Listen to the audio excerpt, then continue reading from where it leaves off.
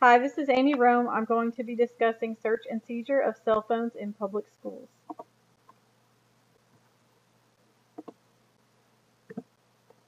The Fourth Amendment to the United States Constitution states the right of the people to be secure in their persons, houses, papers, and effects against unreasonable searches and seizures shall not be violated, and no warrants shall issue but upon probable cause, supported by oath or affirmation, and particularly describing the place to be searched and the persons or things to be seized. This is where we get our search warrant requirements for search and seizure. A search warrant must be supported by probable cause. You probably heard that term from Law and Order. The search is limited in scope to particular places and items listed in the application for the search warrant. So when the police officer creates an application for the search warrant, the officer will list in the application the places that he expects to search and the items that he expects to find. And this limits the scope of where the police officer can search. For instance, if the officer is looking for a very large item, then during the search, he would not be permitted to look in very small drawers or cabinets or things like that. That would not be large enough to hold the large item. There are some exceptions for getting a search warrant. There are consensual searches. So if the police officer asks you to consent to the search and you say yes, then whatever they find is evidence in court. Automobile searches, there are some exceptions there because people can reach areas in their cars and police are allowed to search in those areas. There's also the plain view doctrine, which means that if the police are in a place where they are allowed to be and they notice something that's illegal, they can take that as evidence. They don't need a search warrant for that. So if you open the door to your apartment and you have a meth lab behind you and a police officer is there, if the police officer didn't force his way in, but he can see from the doorway your illegal activity, then all of that evidence would come in against you in court. There's also exigent circumstances, which has to do with timing, urgency. The police officer wouldn't be able to get a search warrant in the amount of time it would take to get the evidence. It's something urgent, like let's say a suspected criminal has drugs and a gun and starts running away from the police officer. The police officer doesn't have time to go get a search warrant for the belongings of the person. If the person runs into the house, the police officer doesn't have time to get a search warrant for the house. So if you have illegal drugs, you should not run to your house. Consequences for not getting a search warrant when one is required. There's the exclusionary rule, which means the evidence that's obtained during the illegal search is suppressed in criminal trials, which means it cannot come in against the person. So there might be a ton of evidence that someone did something illegal, but if the evidence can't come into court, then the judge and jury cannot base their decision on that evidence. There's also a doctrine called the fruit of the poisonous tree, which makes it very important that an officer gets a warrant when one's required, because not only is the evidence that's found in the search suppressed, but anything subsequently discovered as a result of the illegal search is also suppressed. So, for example, the police illegally search a person's house, and during that search, the officers find a large amount of drugs and a notation on a calendar indicating a designated meeting time and place with an unknown person. The police go to the meeting spot at the specified time and witness a drug deal. The drugs found in the house and any evidence obtained from the officer's presence at the meeting spot will be suppressed in a criminal trial. When does the Fourth Amendment apply to a situation? Fourth Amendment applies to situations when the government intrudes on a person's reasonable expectation of privacy. That's the catchphrase that they use. And that came from the Supreme Court case from 1967, Katz versus the United States. In that case, the Supreme Court used a two-part test, and that's what they use to determine if someone really does have a reasonable expectation of privacy.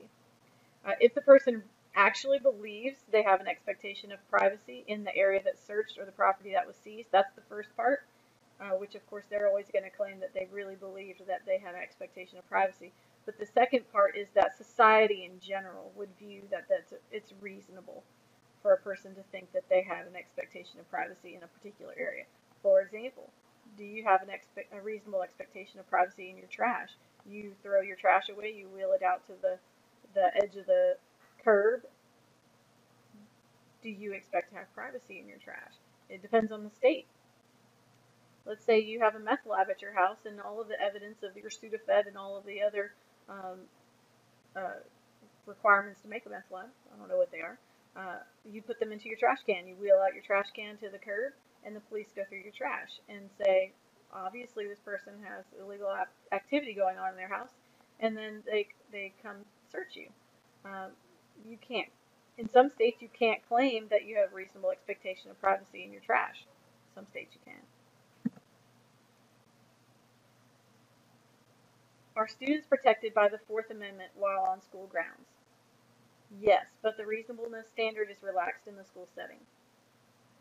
There's a Supreme Court case in 1985, New Jersey versus TLO. TLO are the initials of the minor student. They won't tell you the person's name if they're a minor. School officials are representatives of the state. They're not just surrogates for parents. And the searches and seizures must be reasonable depending on the circumstances. School officials must balance the privacy interests of students with the need of teachers and administrators to maintain order. So the court recognizes that students do have privacy interests, but the school officials also have to maintain order at their school. The courts use a different two-part test to determine reasonableness in schools. The search must be justified at its inception, and the search must be reasonably related in scope to the circumstances justifying the search. So this reasonable test has two parts. First, the search must be justified at its inception. What does that mean? Reasonable grounds that the search will turn up evidence that the student has violated or is violating either the law or the rules of the school. So at the beginning of the search, there must be some sort of expectation that evidence will turn up that the student is doing something wrong. The search must be reasonably related in scope to the circumstances justifying the search. The measures adopted are reasonably related to the objectives of the search and are not excessively intrusive given the age and sex of the student and the nature of the infraction. Here's a perfect example. Another Supreme Court case from 2009, Safford Unified School District versus Reading. She was a 13-year-old female student. She was suspected of having ibuprofen, and she had her outer clothes searched and her backpack searched, which the court found was perfectly fine. But then the school went one step further. When no ibuprofen was found, the student was asked to go in another room with a female nurse, and she was strip searched by the nurse. And no ibuprofen was ever found. And the court thought that obviously that search was unreasonable. There's hardly any danger to have ibuprofen. I believe they said it was the equivalent of 2 Advil tablets. And given her age and gender and the lack of danger of the ibuprofen, there's really no reason for them to have done that intrusive of a search. Cases involving search and seizure of cell phones in public schools. These are the cell phone cases. Clump versus Nazareth Area School District. That's an Eastern District, Pennsylvania case from 2006. JW versus DeSoto County School District. That's a Northern District, Mississippi case from 2010. And GC versus Owensboro Public Schools. That's a Sixth Circuit, Kentucky case from 2013.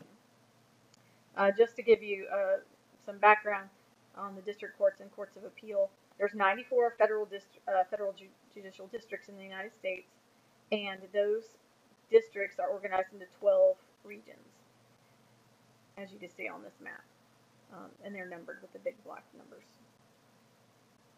We are in Louisiana, so we're in the 5th district. The first case, Clump versus Nazareth Area School District. That's, again, Eastern District, Pennsylvania, 2006 case. The facts are the student's cell phone accidentally fell out of his pocket and a teacher confiscated it as it was a violation of school policy. Probably most schools have that policy. The teacher and assistant principal used the phone to call other students to see if they could catch other students violating the school's policy. The assistant principal also impersonated the student while instant messaging with the student's brother. The assistant principal found evidence of drug activity during that search of the phone. The court said it was reasonable to seize the phone, but it was unreasonable for the teacher and assistant principal to search the cell phone. Their methods were too intrusive. They had no reason to suspect at the outset of their search of the phone that they would find evidence of drug activity. So the student is in class, his cell phone falls out of his pocket. At that moment, there is no reason for them to believe that he's involved with drugs, that the two are not linked tightly enough. JW versus DeSoto County School District is a Northern District, Mississippi 2010 case. The facts: a teacher confiscated the phone of a student who was caught texting in class. The administrators searched the phone and found photos that they said were indecent and also indicated gang activity. The holding of the case: this court held that the search was reasonable. So different from the last case. The student was caught texting and the school acted reasonably to determine to what end the student was using the phone. The court speculated maybe he was cheating or maybe he was communicating with another student who was also in violation of the school rules.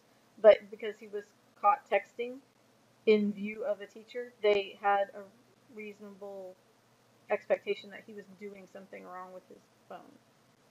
The court reasoned that a student who brought contraband to campus and used it in view of teachers should expect to have a diminished expectation of privacy in that contraband.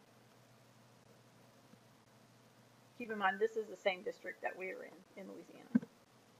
GC versus Owensboro Public Schools. It's a Sixth Circuit Kentucky case, 2013. Facts. This is the most recent one. A student with a history of disciplinary and mental health issues was caught texting in class in violation of school rules, and a teacher confiscated the phone. The principal read several texts to see if the student had an issue that he needed help with, because the principal did not want the student to harm himself or others. The holding: the search was unreasonable. The court said that there was no indication that a search of the phone would reveal evidence of criminal activity, further violation of school rules, or potential harm to anyone else at school, which kind of makes sense. Just because someone has disciplinary issues or mental health issues, if there's no other indication that they're having difficulty, just having a phone present doesn't necessarily mean that they're going to harm themselves or other people. The quote from the case: under our two-part test, using a cell phone on school grounds does not automatically trigger an essentially unlimited right, enabling a school official to search any content stored on the phone that is not related either substantively or temporally to the infraction. So what does this mean? It means that searching cell phones depends on the circumstances and where you live.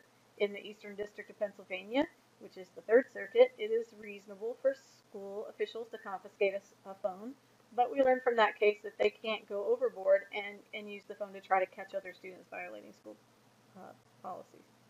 In the Sixth Circuit, getting caught texting on a phone does not necessarily permit school officials to search the phone. But in the Northern District of Mississippi, which is in the Fifth Circuit, which is where Louisiana is, apparently blatantly texting in violation of school policy in front of a teacher diminishes a student's expectation of privacy in the cell phone being used. In that case, the school was allowed to search the phone and use the evidence from the phone.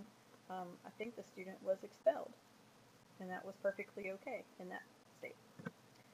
Finally, I want to discuss Riley versus California. This is a 2014 Supreme Court case. It is not a school case, but it is a cell phone case, and a lot of school districts have been paying attention to this case because they wonder if it has any bearing on whether or not they can search cell phones. It is a search and seizure case of a motorist, and it involved a cell phone. In this particular case, a man was pulled over while he was driving, and in arrest cases, officers are allowed to pat down individuals to check for weapons and things like that. But in this case, they searched his cell phone as well. And it was a unanimous Supreme Court decision. The court held that cell phones are qualitatively and quantitatively different from other personal belongings that a person might have in their possession when being arrested, and that police officers had to get a search warrant to search a cell phone. Typically, police officers, like I said, they can perform what's called a search incident to arrest, which is a pat down to make sure that that the person doesn't have weapons or anything that could harm the officer on their person, and also they do that search to make sure that the person won't immediately destroy evidence. The court seems to indicate that the search of a cell phone is more intrusive than the search of a backpack or a purse. So where normally a police officer can pat someone down and check their person and maybe anything that's within arm's reach, in this case, not so with the cell phone. So rightfully so, a lot of schools are wondering where that leaves them searching students' cell phones, and have wisely decided that it's not something that they're willing to do. I think they usually go the route of first asking consent from the student. If that's declined, they usually contact the parent and ask consent from the parent. And if that doesn't happen, then oftentimes they just don't search the cell phone. That's all I have. Thanks very much.